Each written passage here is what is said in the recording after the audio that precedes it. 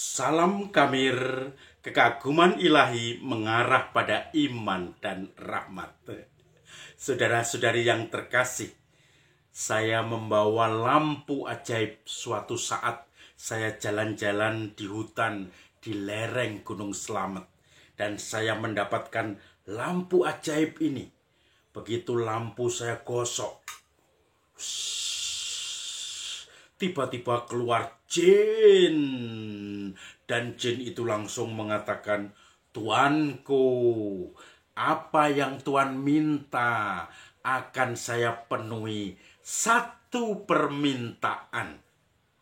Lalu saya berpikir, waduh, minta apa ya?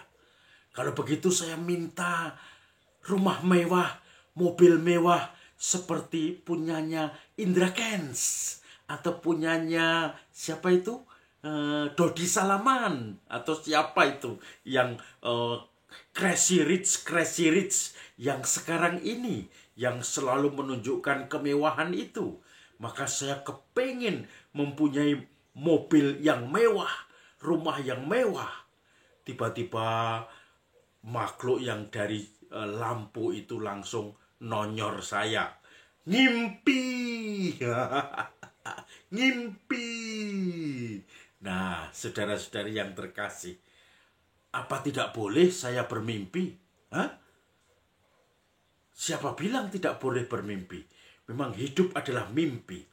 Mimpi adalah lala. Nah, itu justru hidup bisa atau mimpi bisa menggerakkan hidup kita lebih kreatif, lebih hidup. We live our life lively. Kita menghidupi hidup kita dengan hidup dan penuh semangat. Saudara-saudari yang terkasih, rupanya Injil hari ini juga bicara tentang mimpi. Hari ini merupakan pesta besar, yaitu pesta Santo Yusuf atau Santo Yosef, suami Maria, Bapa Yesus yang mengasuh Yesus di dunia ketika Yesus dibesarkan di Nazaret, dan juga Yesus didampingi ketika mengungsi ke Mesir. Nah, Yusuf ini, rupanya nama Yusuf ini sangat dekat dengan mimpi. Yusuf anaknya Yakub dalam perjanjian lama yang mimpi bahwa bulan, bintang, semuanya, matahari itu tunduk kepada dia, yang sebagai tanda bahwa itu semesta tunduk pada dia. Kemudian itulah penyebabnya dia dibenci saudara-saudaranya. Lalu kemudian ketika di pembuangan, di penjara sebagai budak, dia bisa menafsirkan mimpi dari Fir'aun. Akan ada kelaparan, tetapi akan ada masa-masa yang subur, yang panen melimpah, tetapi akan ada masa paceklik, di mana pada saat masa subur panen melimpah harus disimpan dan seterusnya. Injil hari ini Yusuf, tetapi Yusuf yang lain ini, walaupun masih satu darah, satu keturunan, ya, kalau dilihat karena Yusuf ini juga dikatakan anak Daud dan juga dikatakan keturunan Abraham, yaitu. Maka saudara-saudari yang terkasih, Yusuf pada waktu itu bertunangan dengan Maria, tetapi dia mendengar Maria sudah mengandung. Maka dia orang yang tulus hati, mau meninggalkan Maria diam-diam, supaya tidak blow up, supaya tidak viral bahwa Maria sudah mengandung, padahal mereka baru bertunangan. Dan Yusuf tidak berbuat apa-apa. Tetapi dalam mimpi, Yusuf berjumpa dengan malaikat. Malaikat itu dalam mimpi mengatakan, "Yusuf, jangan takut engkau mengambil Maria sebagai istrimu, karena dia mengandung dari Roh Kudus, dan hendaklah kamu menamai anak itu Yesus. Dia akan menjadi penyelamat bagi umat manusia dari keberdosaan." Maka ketika Yesus bangun, ketika Yusuf bangun, dia langsung melakukan persis yang dikatakan oleh malaikat itu. Saudara-saudari yang terkasih, Yusuf mempunyai hati yang tulus. dia juga ingin mendukung dari karya keselamatan Allah. Maka dia tidak bertanya banyak. Dia melaksanakan apa yang sudah dalam mimpinya itu. Dan dia akhirnya melindungi Maria sebagai istrinya. Dan Yesus dalam kanak-kanak yang beberapa kali nanti lewat mimpi lagi, Yusuf menyelamatkan Yesus ketika akan dibunuh oleh Herodes, mengungsi ke Mesir. Nanti ada masalah lagi, Yusuf selalu menemani dan juga memelihara, merawat Yesus dan Maria.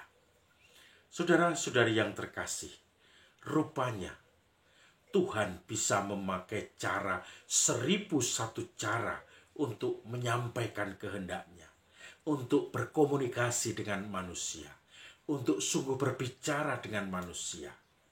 Maka kalau Yusuf lewat mimpi, banyak orang juga menemukan cara-caranya masing-masing. Bisa lewat mimpi, bisa lewat suatu simbol-simbol di dunia ini. Ketika saya berkarya dengan Romo-Romo Yesuit di Jogja, kami sering mengorganisir atau mengadakan retret audiovisual. Retret di mana peserta retret itu dilepas di tempat-tempat yang penuh simbol, yaitu di lereng Merapi. Ada simbol batu besar, ada simbol kehancuran karena waktu itu tidak lama setelah Merapi meletus, di mana pohon-pohon besar mulai mengering, di mana batu-batu besar itu tidak ada hijaunya sama sekali, di mana pasir gersang itu masih muncul di situ, tanda-tanda bahwa kehancuran di situ. Batu-batu besar itu ada, nampak di situ. Maka kemudian air yang mengucur, sungai yang mengucur, kemudian peserta retret dibawa ke tempat itu, kemudian dibiarkan untuk merenung, dan mereka ternyata menemukan simbol-simbol dirinya. Ada seseorang yang sedang galau, maka dia melihat air yang mengalir gemericik, tetapi kemudian tidak jelas menuju kemana, dan itu seperti hatinya, seperti gelisah dengan bunyi kercek dari air itu yang kemudian jalan, tidak tahu kemana arah air itu. Tetapi dia bisa mengungkapkan isi hatinya yang sedang galau karena ada masalah di pekerjaannya. Dia mulai ngudari, mulai ngoncei, mulai mengupas, merefleksikan kira-kira apa simbol ini, kenapa sama dengan hatinya yang sedang galau, dan dia menemukan sesuatu di situ. Ada orang yang selalu khawatir, dia melihat tebing batu yang tinggi sekali, yang menjulang besar, dia duduk di bawahnya, dia merasakan damai di situ. Ternyata dia juga baru resah hatinya, merasakan ada kekhawatiran karena tuntutan-tuntutan ekonomi, tuntutan-tuntutan anak-anaknya yang harus melanjutkan pendidikan. Maka dia sebagai guru kemudian mulai membutuhkan perlindungan itu di bawah sadarnya. Dan tanpa sadar, dia menemukan Tuhan sebagai pelindungnya. Tuhan, Engkaulah gunung batuku, pelindungku, tempat untuk selalu aku bertahan. Maka dia dengan surprise menemukan simbol batu yang besar sebagai pelindungnya. Saudara-saudari yang terkasih, retret audiovisual ini mengantar orang untuk menemukan simbol-simbol di alam yang Tuhan ingin supaya orang-orang yang sedang retret itu mengenalnya dan akhirnya bisa memaknainya dalam hidupnya, dan bagaimana dia akhirnya mengolah. Dan nanti ketika sudah menemukannya, perlu dibandingkan dengan kitab Injil yang kurang lebih cocok, atau perjanjian lama atau perjanjian baru, misalnya dari Mazmur, Tuhan Engkaulah gunung batuku, atau dari air di mana Engkau, ketika aku melewati air, Engkau selalu menjaga aku tidak basah, tidak tenggelam. ketika melewati api, aku tidak terbakar, tidak hangus. Dan disitulah aku menemukan Tuhan. Lalu bersama teman lain, diolah semua hasil refleksinya tadi, supaya lengkap nanti diekspresikan dalam suatu ekspresi, entah lagu, entah puisi, entah suatu pertunjukan drama, di mana itu menggambarkan hatinya, sehingga ketika nanti dalam perayaan itu ada katarsis, ada sesuatu yang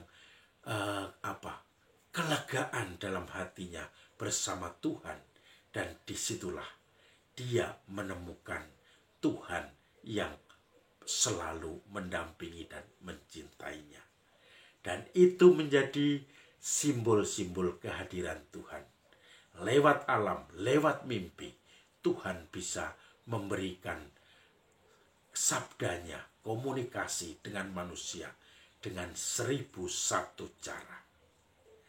Salam Kamir, kekaguman ilahi mengarah pada iman dan